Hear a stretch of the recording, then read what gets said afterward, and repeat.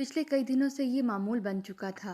روزانہ شام کو گھر کے دروازے پر پیسے گرے ہوئے مل جایا کرتے اور میں خاموشی سے ان پیسوں کو اٹھا کر گھر لے آتی۔ میں نے گھر میں یہ بتا رکھا تھا کہ مجھے ایک حویلی میں نوکری مل گئی ہے، مگر سچ تو یہ تھا کہ مجھے کوئی نوکری نہیں ملی تھی۔ یہ صرف اپنے بچوں کو من بہلانے کے لیے یہ بات کہی تھی۔ مجھے روزانہ دروازے پر اتنے پیسے مل جاتے کہ ہم چاروں کا گزارا اچھا ہو جایا کرتا۔ ایک روز جب گھر داخل ہوئی تو میرے ہوش اڑ گئے۔ میری بڑی بیٹی بے ہوش پڑی تھی۔ اس کی یہ حالت دیکھ کر میرے ہاتھ پاؤں پھولنے لگے۔ میں فوراً اسے لے کر محلے کے ایک حکیم کے پاس لے گئی۔ افطاری کا وقت آن پہنچا تھا۔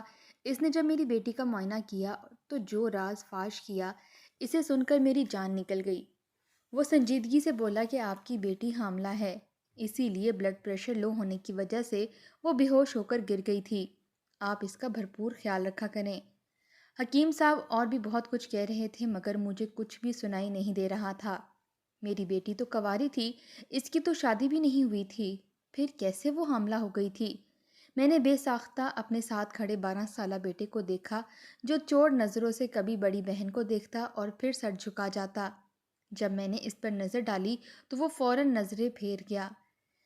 میرا دل تو گویا پھٹنے کو تھا، کہیں جو میں سوچ رہی تھی وہ سچ تو نہیں تھا۔ غربت بھی انسان کو در در کا محتاج کر دیتی ہے۔ جب تک شوہر کا ساتھ تھا، عزت سے گھر کی چار دیواری میں بیٹھ کر روکھی سوکھی کھاتی رہی اور بچوں کو بھی کھلاتی رہی، مگر جب سے شوہر کا انتقال ہوا تھا زندگی تو جیسے بدل کر رہ گئی تھی۔ رمضان شروع ہونے میں چند دن باقی تھے اور میرے گھر میں سودا سلف اتنا ہی بچا تھا کہ بامشکل 2 دن مزید گزارا ہو پاتا۔ میں 2-3 گھروں میں کام کاج کے لیے بھی گئی مگر انہوں نے یہ کہہ کر رکھنے سے انکار کر دیا کہ آج کل حالات خراب ہیں، نہ جانے معصومیت کا لبادہ اوڑھ کر کون کب وار کر جائے۔ معاف کرو بی بی، ہم نے کوئی نئی نوکرانی نہیں رکھنی۔ یہ الفاظ سن کر میں خاموشی سے ایک ٹھنڈی سانس خارج کرتی ان کے گھر سے نکل آیا کرتی۔ ایک تو غربت، دوسرا گھر میں 2 جوان بیٹیاں اور چھوٹا بیٹا بھی میرے ساتھ تھا۔ کوئی بھی میری مدد کرنے کو تیار نہیں تھا۔ میں آج پھر افسردہ چہرہ لیے گھر میں داخل ہوئی تھی۔ میری دونوں بیٹیاں خاموشی سے آنکھوں میں ایک آس لیے بیٹھی تھیں۔ مجھے دیکھ کر ان کے چہرے پر مسکراہٹ پھیلی اور میری جانب مسکرا کر لبکیں۔ میری بڑی بیٹی فرخندہ میرا ہاتھ تھام کر بولی کہ کیا بنا پھر اماں، مل گئی نوکری؟ اب تو رمضان آنے والا ہے، کئی لوگوں کو گھر میں کام کاج والوں کی ضرورت ہوگی۔ بیٹی کا سوال اور چہرے پر جھلکتی خوشی دیکھ کر میں یوں ہی خاموش رہی۔ تب چھوٹی بیٹی میرے قریب آئی اور پھیکا سا مسکرا کر بولی کہ کوئی بات نہیں اماں، انشاءاللہ آپ کو ضرور کوئی کام مل جائے گا، ہمیں اس آزمائش میں صبر سے کام لینا چاہیے۔ میں ان دونوں کا ماتھا چوم کر میں کمرے میں چلی گئی۔ میری بڑی بیٹی فرخندہ یوں ہی بت بنی کھڑی تھی۔ اس کے دماغ میں کیا چل رہا تھا میں کچھ سمجھ نہ سکی۔ ہم چاروں نے صبح سے کچھ نہیں کھایا تھا کیونکہ آٹا ہی ختم ہو چکا تھا۔ کچھ دیر بعد مجھے باورچی خانے سے روٹی کی خوشبو آنے لگی۔ میں نے فوراً اٹھ کر دیکھا، آخر روٹی کے لیے آٹا کہاں سے آ گیا ہے؟ جب کچن میں جا کر دیکھا تو فرخندہ توے پر روٹی ڈال رہی تھی۔ تبھی میرا دھیان پاس پڑے ہوئے شاپر پر گیا۔ یوں لگا گویا دل کئی ٹکڑوں میں تقسیم ہوا ہو۔ چھانے ہوئے آٹے کا بقیہ حصہ جو میں اس لیے سنبھال کر ایک تھیلی میں رکھا کرتی تھی کہ سردیوں میں کیڑے مکوڑوں اور چرند پرند کو ڈالا کروں گی، آج ہم پر یہ نوبت آ چکی تھی کہ میری بیٹی بھوک سے تنگ آ کر اسی کی روٹیاں بنا رہی تھی۔ میں وہیں پر بیٹھ کر اپنی چادر میں چہرہ چھپائے پھوٹ پھوٹ کر رونے لگی۔ فرخندہ نے مجھے چپ نہیں کروایا تھا، الٹا وہ پھیکا سا مسکرائی اور پھر بولی کہ اماں، کاش تو اور ابا مجھے 8 جماعتوں سے آگے بھی پڑھنے دیتے تو آج میں کسی چھوٹے سے اسکول میں نوکری ہی کر لیتی۔ دیکھ لیا نتیجہ، اب ابا تو منو مٹی تلے جا کر دفن ہو گیا۔ دنیا کا تو قانون بھی یہی ہے، یہاں سدا کوئی نہیں رہتا۔ تو اور ابا اگر تھوڑا بہت مستقبل کا سوچ لیتے تو شاید آج حالات کچھ اور ہوتے۔ میں اور بینا کچھ نہ کچھ کر کے گزارا کر لیتی۔ بیٹی کی یہ بات سن کر میں خاموش سی ہو کر رہ گئی۔ کہہ تو ٹھیک ہی رہی تھی مگر کون سمجھاتا اس وقت ہم دونوں میاں بیوی کو کہ بیٹیوں کے لیے پڑھنا بھی کتنا ضروری ہے۔ ہر بار سر پر سایہ کرنے کے لیے مرد بھی تو موجود نہیں رہتا، جیسے آج ہمارے ساتھ کوئی موجود نہیں تھا۔ وہ روٹی کھانے کے کچھ دیر بعد ہی نعمان کے پیٹ میں شدید درد شروع ہو گیا۔ وہ تڑپنے لگا۔ میرے پاس تو اتنے پیسے بھی نہیں تھے کہ اسے ڈاکٹر کے پاس لے کر جاتی۔ خراب آٹے کی روٹی کھا کر وہ بیمار پڑ چکا تھا۔ ساری رات ہم سب کے یوں ہی تڑپتے گزری تھی۔ فجر کا وقت ہونے کو تھا اور مسجد میں اعلان ہوا کہ سحری کا وقت ہو چکا ہے۔ ہم چاروں ایک دوسرے کا منہ دیکھ رہے تھے۔ گھر میں کچھ کھانے کو ہوتا تو ہم کھا کر روزہ رکھتے۔ آخر کار ایک امید سے کہ افطاری تک یقیناً ہم سیر ہو کر کھانا کھائیں گے، ہم نے پانی پی کر ہی روزہ رکھ لیا۔ خالی پیٹ تو نیند بھی نہیں آتی۔ میں کروٹیں بدلتی رہی۔ اگلے روز صبح صبح ہی میں گھر سے نکل گئی۔ آج تو میں یہ طے کر چکی تھی کہ ہر حال میں کوئی نوکری ڈھونڈ کر ضرور لاؤں گی، یا پھر کہیں سے مانگنا بھی پڑا تو کچھ نہ کچھ مانگ کر ضرور لاؤں گی۔ کئی گھروں کے دروازے کھٹکھٹانے کے بعد بھی آخر کار ایک گھر سے مجھے تھوڑا بہت آٹا مل ہی گیا۔ میری آنکھوں سے بے ساختہ آنسو جاری ہو گئے۔ کیسا وقت آن پہنچا تھا مجھ پر کہ اب اپنا اور اپنے بچوں کا پیٹ پالنے کی خاطر مجھے لوگوں سے مانگنا پڑ رہا تھا۔ میں تیز تیز قدم اٹھاتی گھر کی جانب بڑھنے لگی۔ راستے میں گھروں سے آتی اشتہا انگیز پکوانوں کی خوشبو میری بھوک اور بڑھا رہی تھیں۔ میں نے ایک نظر اس تھیلی پر ڈالی جس میں اتنا آٹا تھا کہ بس 2 روٹیاں ہی بن سکتی تھیں، مگر میرے ہوش تو تب اڑے جب تھیلی پر نظر پڑی۔ تھیلی میں چھوٹا سا چھید تھا جس سے آٹا مسلسل گر کر اب بہت کم رہ چکا تھا۔ میری تو گویا اس 2 روٹی کے آٹے میں سانسیں اٹکی تھیں۔ میں نے فوراً اس تھیلے کو دونوں ہاتھوں میں تھام کر اپنی بڑی سی چادر میں لپیٹا۔ میں نہ سہی، مگر میرے بچے تو اسے سیر ہو سکتے تھے۔ میرے ہاتھ میں تھوڑا سا آٹا دے کر فرخندہ نے تعصب سے مجھے دیکھا اور کہنے لگی، اس سے کس کس کا پیٹ بھرے گی اماں؟ میں نے کہا مجھے بھوک نہیں ہے، تم لوگ کھا لو۔ یہ کہہ کر میں کمرے میں جا کر لیٹ گئی۔ یہ سوچ رہی تھی کہ کیا کروں۔ غربت تو انسان کو وقت سے پہلے بوڑھا کر دیتی ہے۔ میرے ساتھ بھی ایسا ہی ہوا تھا۔ میرے سر کے بال بھی جلد ہی سفید ہو چکے تھے۔ کسب معاش کا انتظام کرنا آسان نہیں ہوتا۔ ان 2 روٹیوں سے بس نعمان اور بینا کا ہی پیٹ بھرا تھا۔ فرخندہ بھی بھوکی تھی۔ رات کے 2 بج گئے تھے اور میری آنکھوں میں نیند کا شائبہ تک نہ تھا۔ میں نے سوچا کہ اب میرے پاس بس ایک ہی راستہ بچا ہے جس سے میں اپنے بچوں کا پیٹ بھر سکتی ہوں۔ میں نے اپنی الماری سے چادر نکالی، سر پر اوڑھ کر باہر نکل گئی۔ مین روڈ پر کھڑی ہو گئی۔ اس وقت گاڑیوں کی آمد و رفت کافی کم تھی۔ جس کام کے لیے میں آئی تھی میرے قدم میرا ساتھ نہیں دے رہے تھے۔ میری آنکھوں سے آنسو جاری تھے۔ میں نے اپنی آنکھیں بند کر لیں۔ کئی آنسو بہہ کر میرے رخسار بھگو گئے تھے۔ بچے جب بھوک سے بلائیں تو مائیں کا دل تڑپ جاتا ہے، پھر وہ کوئی بھی قدم اٹھانے سے پیچھے نہیں رہتی۔ میں نے اپنے لرزتے وجود کے ساتھ قدم آگے بڑھائے اور گاڑیوں کو روکنے لگی۔ ایک گاڑی میرے اشارے پر رک گئی۔ گاڑی کی کھڑکی کا شیشہ نیچے ہوا۔ ایک نوجوان لڑکا تھا۔ میں نے کہا، صاحب چند گھنٹوں کا کیا دو گے؟ یہ سوال میں نے کس دل سے ادا کیے تھے یہ میں ہی جانتی تھی۔ میرے سوال پر اس نے مجھے سر سے پیر تک بڑے غور سے دیکھا اور ہنسنے لگا۔ کہنے لگا، بڑی بی، اپنی عمر دیکھو اور اپنے کام دیکھو۔ میرا ذوق ابھی اتنا بھی خراب نہیں ہوا کہ اپنے پیسے ایک بڈھی کو دے دوں، جا کر اپنی رات خراب کروں۔ جاؤ یہاں سے۔ یہ کہہ کر وہ گاڑی بڑھا کر آگے لے گیا۔ میں روتے دھوتے اپنے گھر آ گئی۔ باقی کی میری رات سسکیوں سے گزری تھی۔ میں نے تو غربت، بھوک اور افلاس کی وجہ سے یہ قدم بھی اٹھانے سے گریز نہیں کیا تھا، لیکن یہاں بھی مجھے منہ کی کھانی پڑی تھی۔ صبح پھر سے کام کی تلاش میں بھوکی پیاسی گھر سے نکلی تھی۔ نوکری تو نہ ملی، لیکن یوں ہی سوچتے سوچتے جب میں گھر کے دروازے تک پہنچی تو میرے قدم ٹھٹکے۔ میں نے آنکھوں میں آئے آنسو کو صاف کر کے غور سے دیکھا تو حیرت میں مبتلا ہو گئی۔ دروازے پر تو کئی نوٹ گرے پڑے تھے۔ میں نے آس پاس دیکھا، وہاں کوئی بھی موجود نہیں تھا۔ گلی بالکل سنسان پڑی تھی۔ نہ جانے یہ پیسے کس کے تھے اور یہاں ہمارے دروازے کے پاس ہی کیوں گرے تھے؟ میں نے اسے خدا کی طرف سے بھیجی گئی مدد جانا اور پھر ان پیسوں کو جھٹ سے اٹھا کر اپنی چادر میں چھپا لیا۔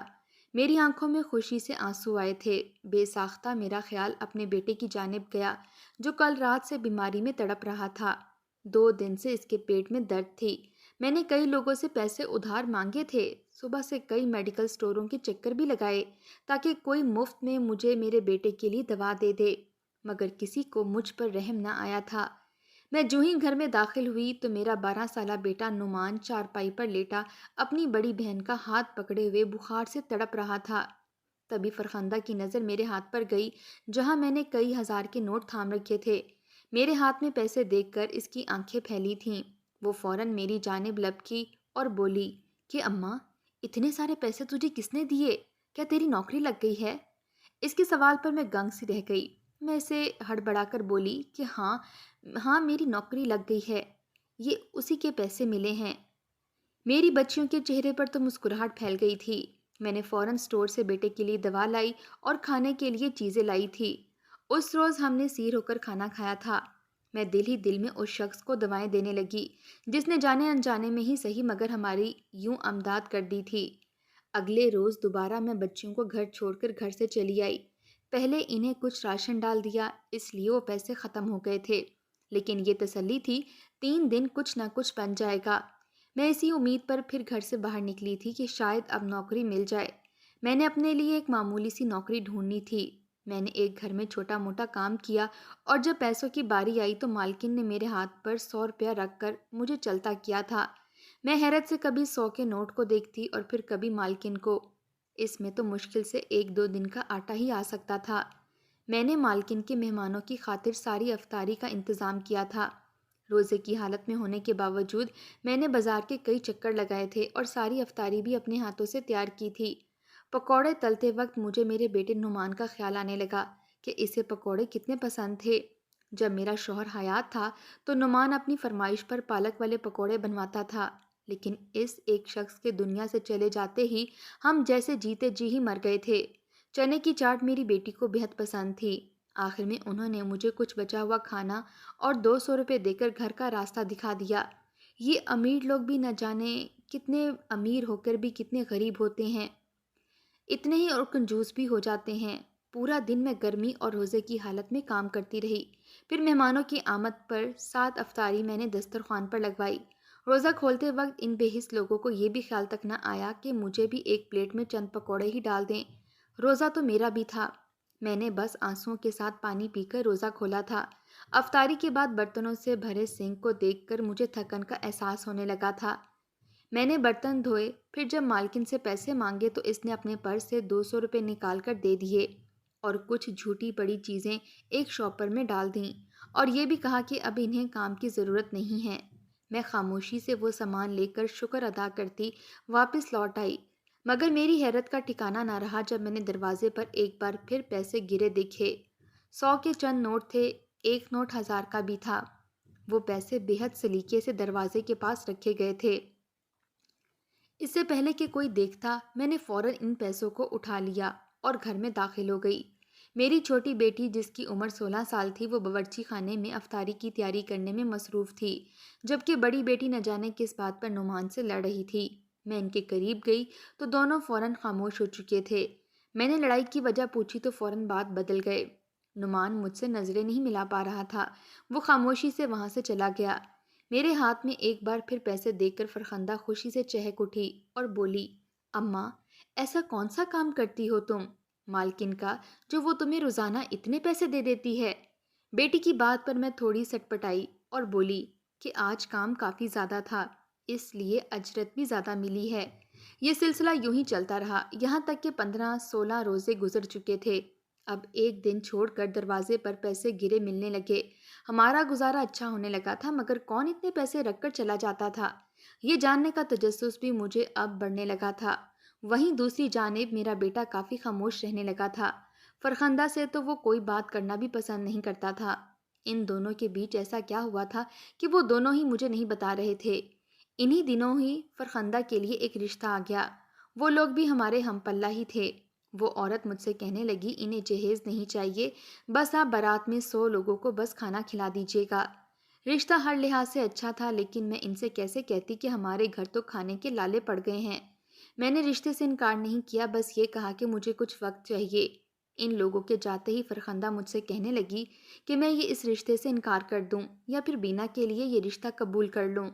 میں نے کہا، بینا کے لیے کیوں؟ تم بڑی ہو، پہلے تمہیں بیاؤں گی۔ وہ کہنے لگی، اسے شادی نہیں کرنی اور شادی کے لیے پیسے کہاں سے آئیں گے؟ میں نے کہا، میں ڈھونڈ لوں گی کام۔ میری بات پر وہ استازیہ مسکرانے لگی، کہنے لگی، رہنے دے اماں، کام بھی قسمت والوں کو ہی ملتا ہے۔ ایک روز جب میں گھر میں داخل ہوئی اور بڑی بیٹی کو آواز دینے لگی مگر وہ مجھے کہیں نظر نہ آئی، تبھی مجھے اس کے کھانسنے اور کیے کرنے کی آواز آنے لگی۔ جب آگے جا کر دیکھا تو میری بیٹی اپنا پیٹ پکڑ کر کھانس رہی تھی۔ اس کی حالت دیکھ کر میں کچھ سمجھ نہ سکی، وہ نیم بے ہوشی کی کیفیت میں تھی۔ میں نے فوراً اسے تھام کر بستر پر بٹھایا اور اپنے ساتھ ڈاکٹر کے پاس چلنے کو کہا۔ اس کے چہرے کا رنگ ایک پل میں زرد پڑا تھا۔ وہ فوراً میری جانب دیکھ کر بولی کہ اس کی ضرورت نہیں ہے اماں، بس روزے رکھ رکھ کر کمزوری ہو گئی ہے، میں تھوڑا آرام کروں گی تو ٹھیک ہو جاؤں گی۔ اتنی منتیں کرنے کے باوجود وہ ڈاکٹر کے پاس نہیں گئی تھی۔ اب دروازے پر ملنے والے پیسے بھی کم ہوتے جا رہے تھے، ہاتھ ایک بار پھر تنگ ہونے لگا تھا۔ چھوٹی بیٹی میرے پاس آئی اور پوچھنے لگی کہ اب مالکن نے پیسے دینا کیوں بند کر دیے ہیں؟ آگے تو عید آنے والی ہے، کیا ایک بار پھر ہم وہی کپڑے پہن کر گزارا کریں گے؟ بیٹی کے سوال کا میرے پاس کوئی جواب نہیں تھا۔ اب میں انہیں کیسے بتاتی کہ وہ پیسے مجھے گرے ملتے تھے، میں خود کما کر نہیں لاتی تھی۔ 2 دن یوں ہی گزر چکے تھے، اب دوبارہ دروازے پر مجھے پیسے نہیں ملے تھے۔ وہیں دوسری جانب فرخندہ کی طبیعت دن بدن مزید گرتی جا رہی تھی۔ وہ پہلے سے زیادہ کمزور ہو چکی تھی، اس کا رنگ پیلا پڑ چکا تھا۔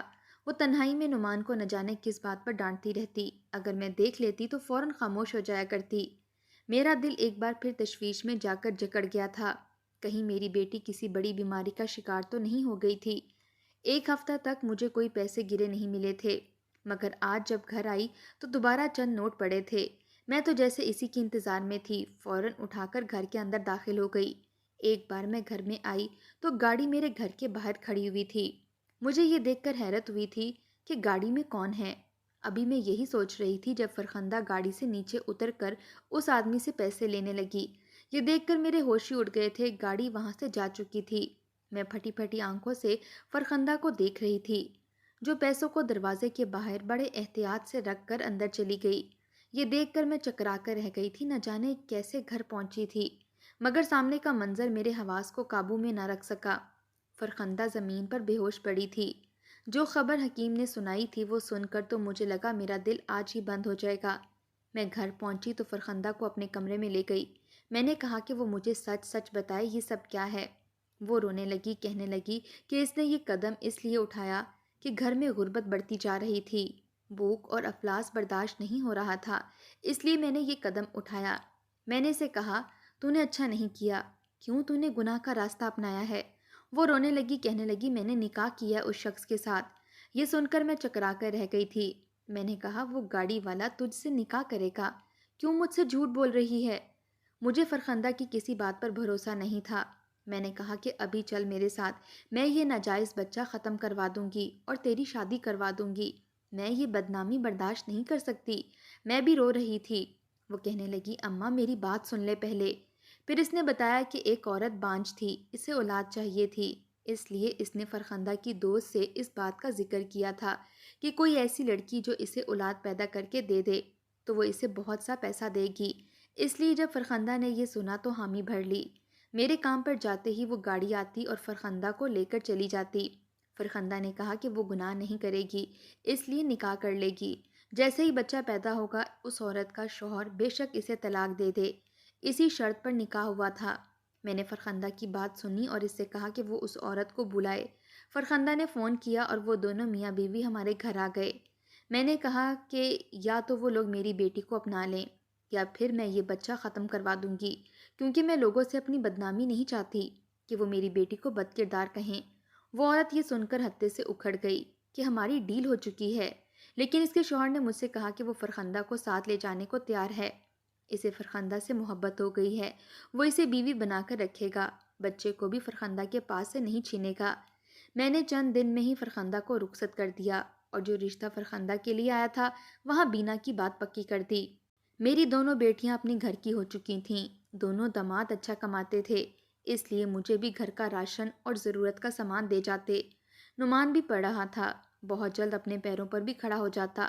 میرے دن بھی اچھے ہو شروع ہو چکے تھے۔ سچ ہی کہتے ہیں کہ وقت ایک سا نہیں رہتا۔